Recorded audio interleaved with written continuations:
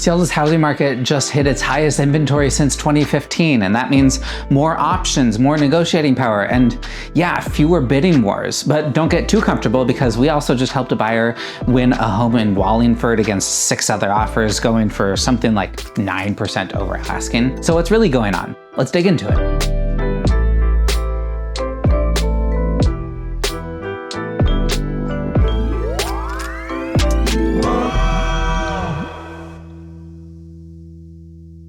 Hi friends, Alex Kai's here, and I'm seeing all of these articles come out talking about how the market's crashing or how it's now a buyer's market or something like that. And while it is true to some extent, it's a little bit more complicated and nuanced than these quick headlines would make you think. Como recently came out with this headline: Seattle housing market sees highest inventory since 2015. So I naturally stole that for the title of this video, and I went to the multiple listing service and pulled this graph of the number of active listings over the past 10 years, and this is what I found. This is all single family and condo listings in the city of Seattle. And first of all, notice how seasonal the market is, with inventory climbing in the spring and summer, then dramatically falling off for the winter. So we're not crashing or anything, we're just hitting the end of summer slowdown that happens pretty much every year. Inventory hit about 2,300 homes, which, yes, is climbing ever since the crunch of the pandemic. And this is good news for pretty much everybody. Sure, we might not see houses selling for $400K over asking or anything, which will make sellers pretty disappointed, but everybody had to know that that was pretty unsustainable, and we're getting back to a bit of a balanced, fair market.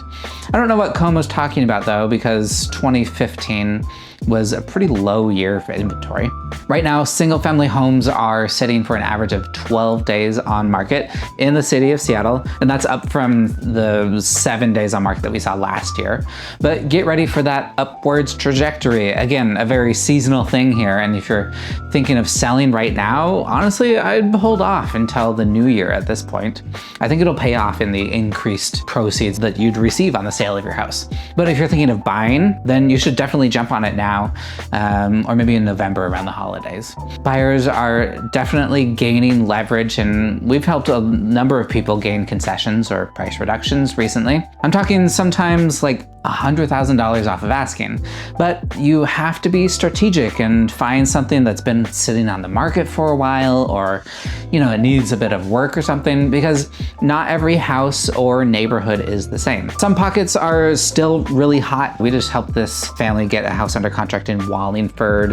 It was listed for $850. We ended up winning the bid at $930, so that's about 9% over asking. There was a long review period of like a week and a half, so that people could bring contractors or inspectors by, and I actually really appreciated this from the listing agents. But I got a call at 9 o'clock after we submitted the offer saying that we were number 4 in line on price, and unless we changed something, we weren't going to get it. So we went back, we adjusted our offer, came up a little bit more, and by 8 o'clock in the morning the next day, we had it under contract.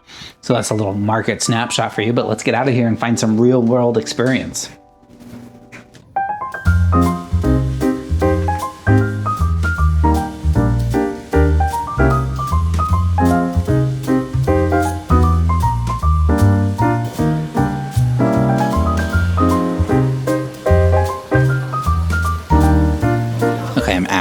Swanson's, which is my favorite plant nursery in town, and they have this amazing cafe here, so I got a coffee. I met a client the other day. I like to get together for coffee and meet new potential clients and hear about what they're looking for. And I'm in this area now to go look at a couple houses in order to do a preview and see if I can find anything good for them. But I liked their criteria. They were looking for something like 800 to 950. They prefer new construction, but not a townhouse. So that leaves a lot of these dadu condoization projects, and there's a little bit other new construction around that fits that too. And I thought, what better way to show you what's going on than go look at a couple houses. So this is a little dadu here. We've got the main house here, and this is kind of a cool little courtyard, outdoor space, very low maintenance.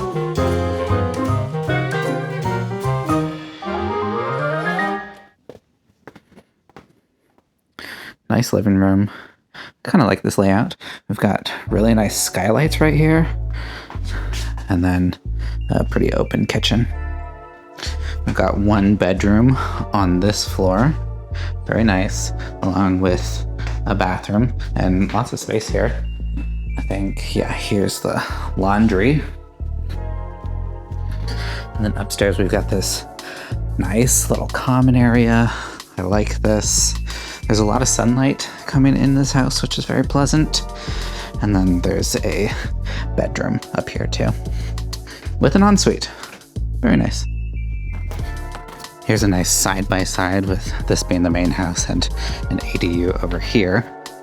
You can see all the staging is gone, a sign that it's been on the market for a little while, but I really like this layout. Look how open and long it is. And then the kitchen looks pretty classy. I'm liking the green tile here. And look, a pot filler. Actually, I like this one, it's pretty nice. We've got a big walk-in closet right there. Nice sunlight coming through the windows. And it is new construction, needs a couple little projects finished up. No mirrors there yet. But look at this shower, this is incredible. And this last one is in North Beach. Look at that, very cute. I like the styling of this one. Nice fur door. It's not huge, but it's great. Nicely put together. Got a small bedroom, maybe like an office right here. Really nice courtyard.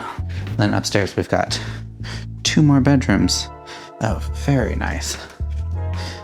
I like this a lot. Okay, I need to go to our little gut remodel project and meet Kendall because we're gonna get some photos and list it for rent. So if you've been following along for a while, you know that we've been doing this gut remodel of this little 1,000 square foot house in Shoreline. And it's been about a year now, and we are nearing completion. Today we're taking photos and getting it ready to list for rent. Okay, but we thought we'd plug it here on YouTube as well. I'm gonna plug it. Plug it. 3-bed, 2-bath, walking distance to the Shoreline South Light Rail Station, fully fenced yard. What else? Those are the main stats. Let me give you a look around. It's pretty much a brand new house. Right, I mean, it is a brand new house. Yeah, like freshly painted inside and out, new floors, new bathroom, new kitchen. Look at this Art Deco light. I put on this little cover. It's all these little things that I'm still loving. need to fill that hole. I know, it needs to be painted. Brand new bathroom. Brand new kitchen. This is our white on white kitchen. But I think it turned out okay. I think so. I think it's sweet. Complete with the sink that I'm jealous of. This is a massive, massive sink. For how small the house is, it's about a little over 1,000 square feet. It's not huge, but there's tons of kitchen storage. Under cabinet lighting, also nice touch. And just look at, like, we don't have this much counter space at our house. So you might call this like a primary suite, but it would also be a really good work from home space and very good guest space. The bedroom, also small, but you do have this area back here, which is actually a decent amount. We'll put some rods on for clothes and such. But the private bathroom, ooh, this was my first time seeing this mirror. This bathroom turned out so good. Toilet's around the corner. Stylish. Very stylish. Stylish. Very stylish. Stylish. And then a walk-in. How do I get in? Walk-in. Oh, wait. Did we do this right? We did like mostly gold fixtures throughout with some black. And this is the same tile as downstairs. I really like the matte look. Huge niche for your shampoo delights.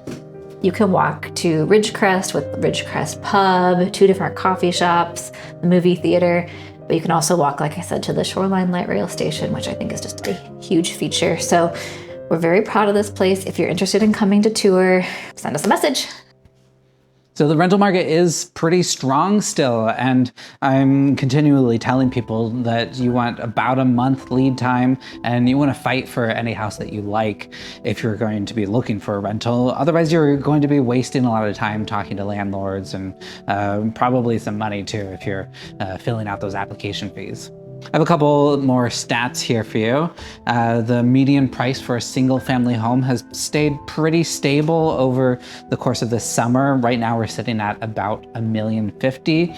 And for townhouses, that's $800K. And for condos, it's about $595. An interesting stat here, we're seeing about 34% of homes in Seattle go for over $1 million compared to about 16% in 2020. So affordability is still a pretty big concern in the Seattle area. Mortgage payments are about $2,000 more a month than they were pre-pandemic levels.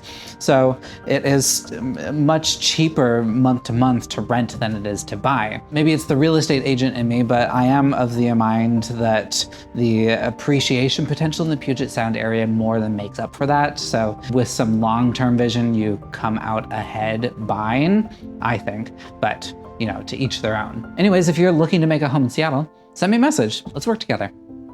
Bye.